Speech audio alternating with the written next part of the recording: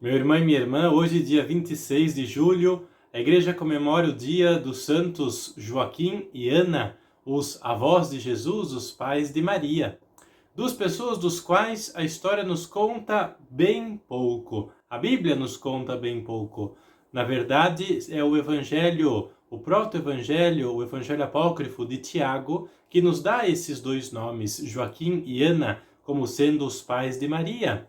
Com certeza Maria teve pais, e é muito provável que tenham sido de fato estes dois, Joaquim e Ana. Não só a liturgia católica romana atribui esses dois nomes aos pais de Maria, como também, de modo muito especial e muito forte, a liturgia e a história da igreja armena consideram estes dois santos. Por isso, então, vamos escutar o que nos diz este evangelho, que nos ajuda um pouco a entender como deveriam ser essas duas pessoas, os pais da Virgem Maria. Do Evangelho segundo Mateus.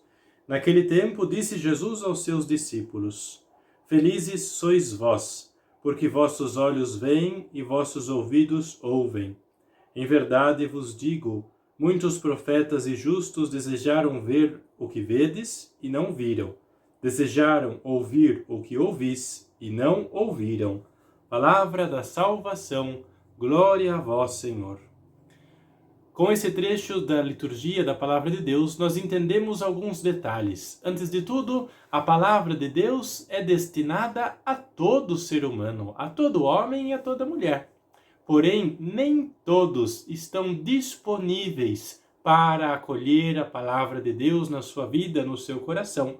A Palavra é semeada, como nós escutávamos no Evangelho de alguns dias atrás, em todo tipo de terreno.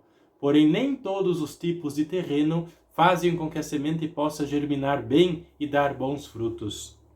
Com esta palavra, nós entendemos também que os discípulos, como diz Jesus mesmo, são felizes, são bem-aventurados, porque a eles não foi somente dado a palavra texto escrito, foi-lhes dada a palavra carne, a palavra encarnada, a palavra viva, que é o próprio Jesus Cristo. A palavra que é cumprimento daquela palavra texto, que eles já tinham tido contato com a lei, com os salmos da religião judaica. Uma palavra viva que veio para confirmar tudo aquilo que eles já sabiam a respeito da palavra de Deus.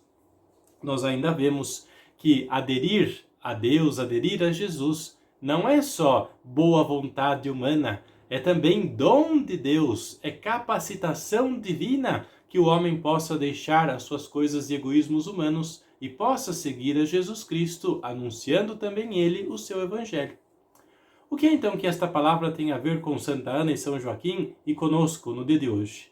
A primeira coisa é que nós devemos lembrar que Deus, ao longo da sua história, ao longo da história da humanidade, sempre escolheu algumas pessoas, alguns personagens que se tornassem públicos, por assim dizer, públicos do seu sinal, públicos, mensagem pública da sua palavra, da sua ação bondosa e misericordiosa. Já com Abraão, depois com os pais da nossa fé, por que não com Santa Ana e São Joaquim? Já naquele lugar, uma terra longínqua, um povo pobre, o último dos lugares do Império Romano, lá Deus escolheu este casal para que já começassem a preparar a chegada de Jesus. A história de Joaquim e de Ana só fazem sentido se nós tivermos em horizonte Jesus. Santa Ana e São Joaquim são os preparadores desta vinda da palavra carne, que é Jesus Cristo. Primeiro conceberam e deram à luz a Virgem Maria, e ela pôde então, depois com a sua idade, dar à luz a Jesus. Porém, desde que, vamos dizer assim, Deus escolheu e preparou Santa Ana e São Joaquim, até quando Jesus veio e a sua missão foi compreendida, quantos e quantos anos não se passaram? De fato, a tradição nos ensina que Santa Ana e São Joaquim já tinham certa idade quando Maria foi concebida. As coisas de Deus, os planos de Deus, nós já sabemos, não acontecem no estalar de dedos. É preciso tempo para que a gente possa começar a entender o que é que Deus quer de nós. Foi assim também com eles, com Santa Ana, com São Joaquim, com a Virgem Maria. Algum tempo para que entendessem o que Deus queria deles, para que o dom que Deus lhe deu produzisse frutos e começasse a germinar dentro do coração de cada um deles. Esta palavra também nos ajuda a entender que é preciso confiar em Deus, porque é Deus que age na nossa vida. Se nós não confiamos nele, ele que nos chama e nos pede que façamos uma ou outra coisa, em quem nós vamos confiar? Somente em nós mesmos?